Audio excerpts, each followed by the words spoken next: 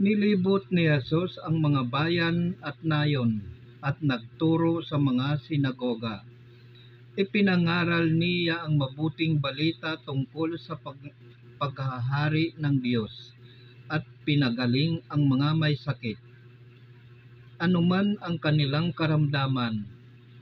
Nang makita niya ang napakaraming tao, nahabag siya sa kanila sapagkat sila'y lito at lupaypay, parang mga tupang walang pastol. Kaya't sinabi niya sa kanyang mga alagad, "Sagana ang anihin, ngunit kakaunti ang mang-aani.